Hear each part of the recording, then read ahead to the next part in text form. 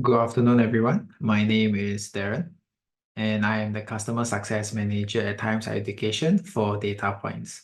I am going to take you through a session demonstrating the benefits of the SDG Impact Dashboard. I will be sharing with you my screen and showing you some of the functionality that is available there. When you log into our Data Points page, you will notice that there are tabs on the left-hand side. And one of the options there is the SDG dashboard. Upon clicking on it, you do see two tabs, which is the Overview and the Details tab. The Overview tab gives you a summary of all the key information of your university, whereas the Details tab allows you to dive deeper into the data and make comparisons with other universities. Let us start with the Overview tab. If your university is subscribed to this dashboard, you will be able to see your own data. For today's demonstration, I will be using the data from Western Sydney University. At the top part of the Overview tab, we can see that Western Sydney University has an overall score of 99.4 over 100, and they are ranked 1 out of 1,591 institutions. If a university submitted data for less than 4 SDGs, including SDG 17, they will not be provided with a rank. So we do have a large number of universities participating in our impact rankings, and it has been estimated to grow even further. For participating SDGs, we can see that Western Sydney University has participated 17 out of 17 SDGs. On the top right-hand corner, there is a download button that is available to you. Upon clicking it, you will be able to see multiple options listed here. Firstly is the download methodology button. This is the impact rankings methodology, which is a very substantial document that contains everything related to the impact rankings. And any updates that are made to the methodology will be made here. I would suggest that if you are participating in the impact rankings, to do download the methodology and have a read. So with each new year, when it is revised, all changes are actually highlighted in red. So this allows universities who are participating year on year to understand the changes quickly instead of going through the whole document.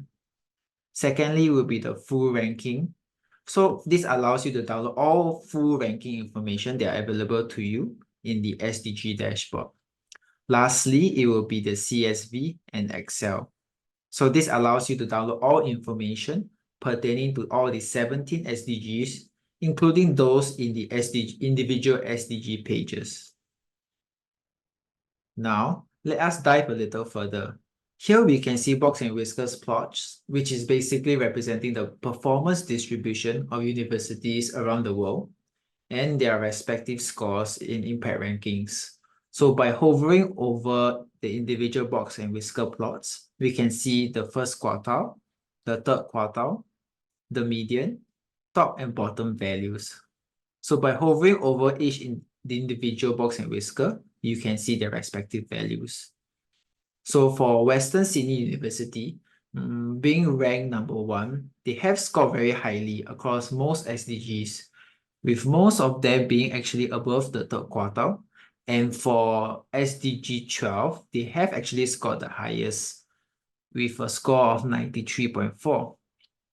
If a box and whiskers graph is not suitable for you, you can click on this little icon to view it as a data table. So we know many universities do not actually submit the full suite of SDGs, with some only the minimal requirement of 4, including SDG 17. Regardless, you will still be able to see all the data pertaining to every single SDG, and you're not restricted in this platform, just to those that you have submitted. So this allows you to understand other SDGs that you might be keen in participating in the future. Now, if we scroll down further, we can see all the SDGs and a little bit of summary data here. So for example, SDG 1, Western Sydney has a score of 58, a rank band of 201 to 300 out of 876 institutions. SDG 3, a score of 91.1, a rank of 4, and out of 1,218 institutions. SDG 5, a score of 80.3, rank 1, out of 1,081 institutions. You can see that for gender equality, it shows that it is a qualifying SDG, with it being worth 26% of the overall. So now you might notice, why is SDG 3 not a qualifying SDG, whereas SDG 5 is, while having a higher score? So this is because we scale scores differently across each SDG. As we ask very different questions in each SDG, the range of scores may vary. So in order to generate the overall ranking, we scale these scores so that for the range for all SDGs. It is then these scale scores that we use to generate the overall ranking. This impacts the decision on which SDG a university has performed most strongly in, and then we will use the 3 where the scale score for the university is the highest. Now, let us jump into the details tab.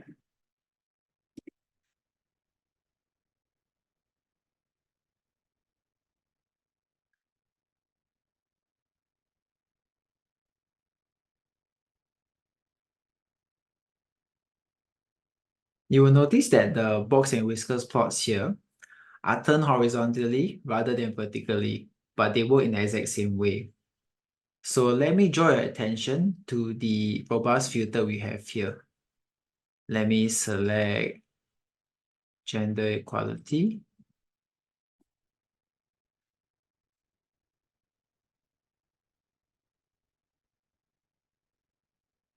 Okay, so initially, they will default to a worldwide performance distribution over here, and then you can change it around.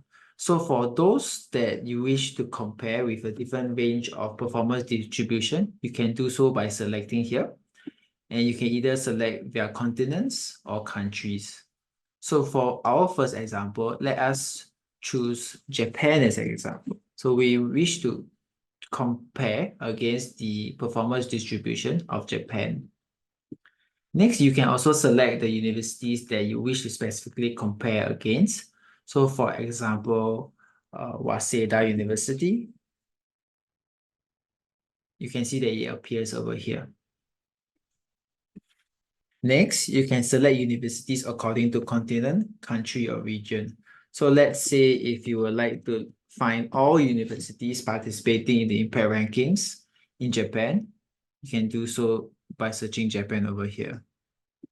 And you will see that all the Japanese universities will appear here. There are 51 universities, and often it is my recommendation that you do not select more than 10 universities because these graphs will be too cluttered for any useful interpretation.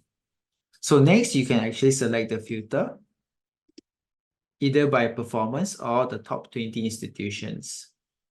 And next, and lastly, you can select them, sort them according to alphabetical order or SDG performance. So let us choose SDG performance. So we can see that it is now sorted according to their performance. And let us select the top 10 for gender equality.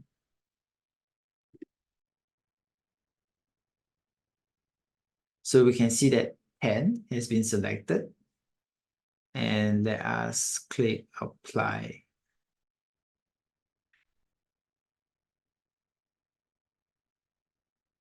So for gender equality, we now can see that Western Sydney University has a score of 80.3, whereas by hovering over these white dots, we can see, for example, Sophia University has a score of 48.1, and University of Tsukuba a score of 45.8. So within each SDG, there are different matrices. So for SDG 5, there are 1, 2, 3, 4, 5, 6. So 6 matrices in total. And within each matrix, there are more indicators for each. So within each SDG, there are individual matrices, and within individual matrices, there are individual indicators. For each SDG, it shows the qualifying amount, which is 26% of the overall. And for each matrix, it does show the amount, which is 27% of this SDG. And likewise, for indicators, it shows the percentage, which is 10% of this SDG. So let us dive deep down into the nitty-gritty of the data. So let us look at the first matrix, which is research on gender equality.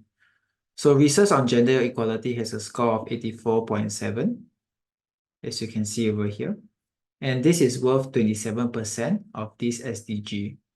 By hovering over the white dots, we can see, for example, Osaka University has a score of 59.9, and University of Tsukuba, a score of 57.9. After we expand it, we can see that the first indicator will be proportion of research with female authors with a score of 70.7. So Western Sydney University, a score of 70.7. Ochanomizu University, a score of 84.7. Before we dive deeper into the details, I would like to highlight there are three types of data that we are actually looking at. So firstly will be the research data that is provided to us by Elsevier. Secondly would be the quantifiable numeric data. And lastly would be the evidence-based data. So let us click into the proportion of research with female authors to see what kind of data is this. So we can see that this is quantifiable data, with Western Sydney University having a proportion of female authors at 0.425, whereas Osaka University with a proportion of 0.133. Next, let us look at gender equality side score. So this is worth 10% of this SDG, and Western Sydney University has a score of 87.7. Clearly, we can see that University of Tsukuba also has a score of 87.7.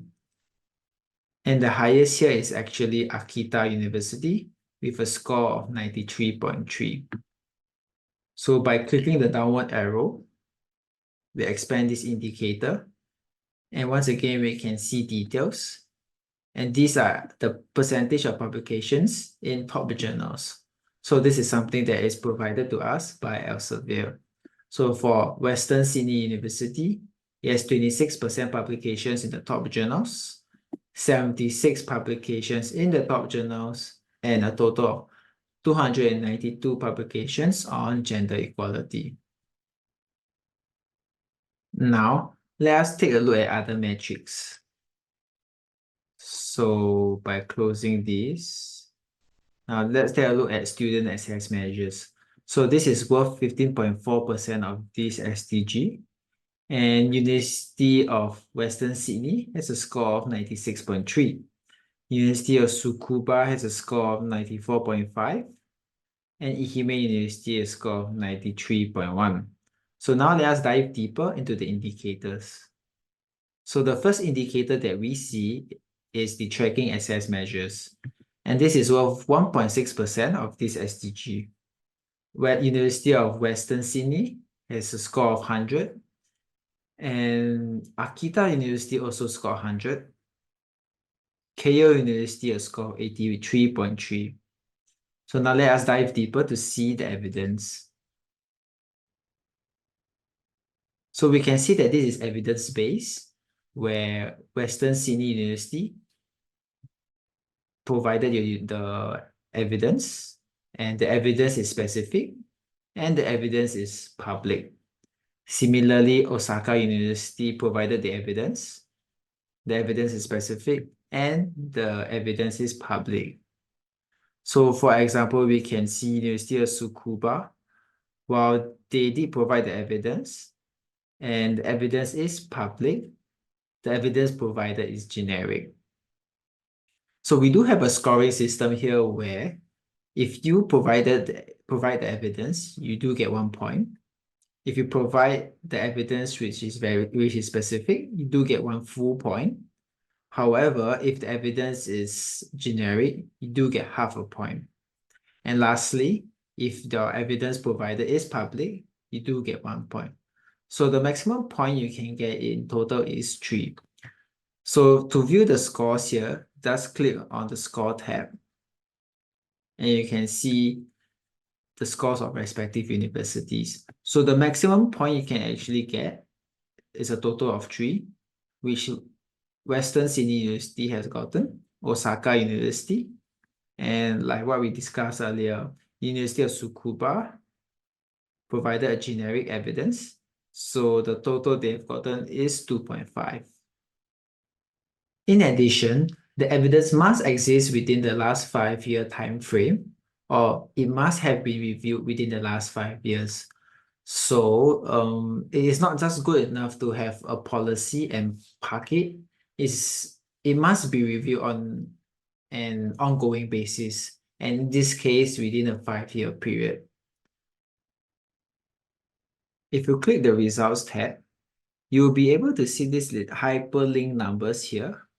These are actually the links to the evidence provided by your own university and your peer universities.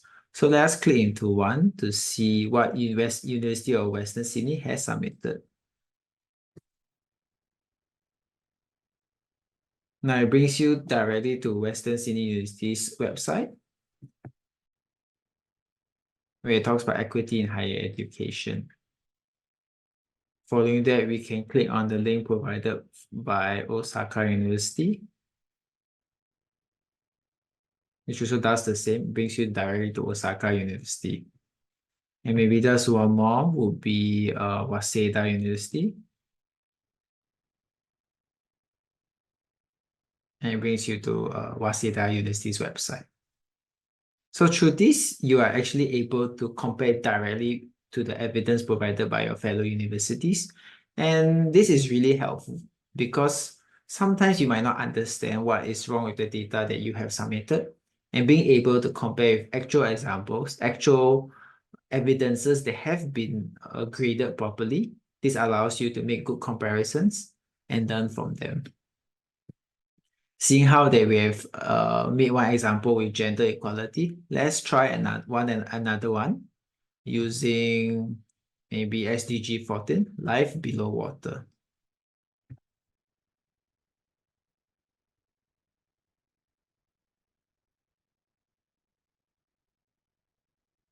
So let us choose Asia as the reference group. Maybe this time I'll select all the universities in India. And once again, sort them out by SDG performance. So let me select the top 10.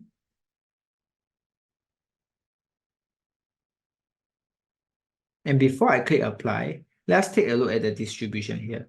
So we can see that this represents the worldwide reference group. And once I click apply, you will be able to see that it has shrunk a little. So currently this represents the Asia reference group. So now let us take a look at SDG 14, life below water. So Western Sydney University has a score of 87.9. It is currently ranked 17 out of 504 institutions. And we can see that, for example, Lovely Professional University has a score of 49.6. For SDG 14 Life Below Water, it has 1, 2, 3, 4, 5 metrics. Let's take a look at the first one then. Research on life below water. So research on life below water is worth 27% of this SDG, and Western Sydney University has a score of 73.7. We can see that Pondicherry University has a score of 61.6. And we can see that Lovely Professional University has a score of 53.7. So similar to what we did with gender equality, let us dive deeper into the indicators. So firstly, we can see life below water side score. And Western Sydney University has a score of 74.7, whereas Indian Institute of Technology, Guwahati, a score of 61.3. To dive deeper to see the actual evidence, click the arrow again. And once again, we can see the percentage of publications in top journals. So once again, these are the information provided to us by Elsevier. We can clearly see that Western Sydney University has 48%, 29%, and 60%. Moving on to the next indicator, life below water, FWCI. Western Sydney University has a score of 81.7, and this is worth 10% of this SDG. So clearly, Western Sydney University is not the highest here, with Lovely Professional University getting a score of 88. Diving deeper, we can see that Western Sydney University has an FWCI of 1.65, and Lovely Professional University has an FWCI of 1.8. Next, let us look at another metric, supporting aquatic ecosystems through education. And Western Sydney University has a score of 72.2, whereas we can see Central University of Technology and Management getting a score of 55.6. Now, let us dive deeper once again. We can see the first indicator, freshwater ecosystems, community outreach. And Western Sydney University scored 100 points on this,